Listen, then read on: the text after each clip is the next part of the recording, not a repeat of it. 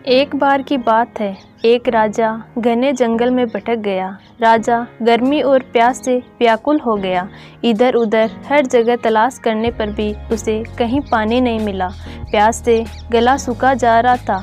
तभी उसकी नज़र एक वृक्ष पर पड़ी, जहाँ एक डाली से टप टप करती थोड़ी थोड़ी पानी की बूंद गिर रही थी। वह राजा उस वृक्ष के पास जाकर नीचे पेड़ के पत्तों से दोना बनाकर उन बूंदों से दोने को भरने लगा। जैसे जैसे बहुत समय लगने पर आखिर वह छोटा सा दोना पानी से भर गया।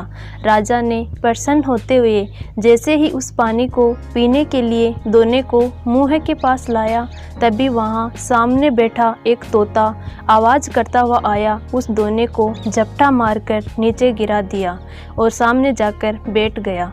उस दोने का पूरा पानी नीचे गिर गया। राजा निराश हुआ कि बड़ी मुश्किल से पानी नसीब हुआ और वो भी इस पक्षी ने गिरा दिया। लेकिन अब क्या हो सकता है, ऐसा सोचकर वह वापस उस खाली दोने को भरने लगा। काफ़ी मशक्कत के बाद आखिर वह दोना फिर से भर गया। राजा पुनः प्रसन्न होकर जैसे ही उस पानी को पीने लगा, तो वह सामने बैठा तोता आया और दोने को झपटा मारकर फिर से गिरा दिया और वापस सामने जाकर बैठ गया।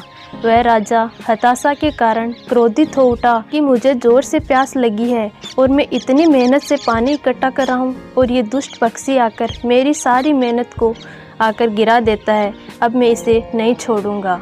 अब ये जब वापस आएगा तो इसे ख़त्म कर दूंगा। अब वह राजा अपने एक हाथ में दोना और दूसरे हाथ में चाबुक लेकर उस दोने को भरने लगा। काफ़ी समय बाद उस दोने में फिर पानी भर गया। अब वह तोता फिर आया और वह राजा उस चाबुक को तोते के ऊपर दे मारा। फिर बेचारा तोता ढेर हो गया और दोना भी नीचे गिर गया। राजा ने सोचा, इस तोते से तो पीछा छुड़ा दिया, लेकिन ऐसे बूंद बूंद से कब वापस दोना भरूंगा, कब अपनी प्यास बुझा पाऊंगा। इसलिए जहाँ से ये पानी टपक रहा है वहीं जाकर झट से पानी भर लूँगा।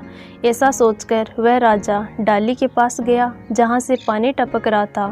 वहाँ जाकर राजा ने देखा तो उसके पाँव के नीचे की ज़मीन खिसक गई। उस डाल पर एक भयंकर अजगर सोया हुआ था। उस अजगर के मुंह से लार टपक रही थी। राजा जिसको पानी समझ रहा था, वह अजगर की जहरीली लार थी। राजा के मन में पश्चाताप का समंदर उठने लगा कि हे प्रभु, मैंने ये क्या कर दिया। जो पक्षी बार बार मुझे जहर पीने से बचा रहा था, क्रोध में आकर मैंने उसे ही मार दिया। काश मैंने संतों के बताए क्षमा मार्ग को धारण किया होता, अपने क्रोध पर नियंत्रण किया होता, तो मेरे कारण एक निर्दोष पक्षी की जान नहीं जाती। दोस्तों, इस कहानी से हमें यह शिक्षा मिलती है कि कभी कभी हमें लगता है थोड़ा ज्ञान वाला व्यक्ति हमें बेवजह परेशान कर रहा है, लेकिन हम उसकी भावना को समझे बिना क्रोध कर न केवल उसका बल्कि अपना भी नुकसान कर बैठते हैं। इसलिए कहते हैं कि क्षमा और दया धारण करने वाला सच्चा वीर होता है। क्रोध वो जहर है जिसकी उत्पत्ति अज्ञानता से होती है और अंत पश्चाताप से ही होता है।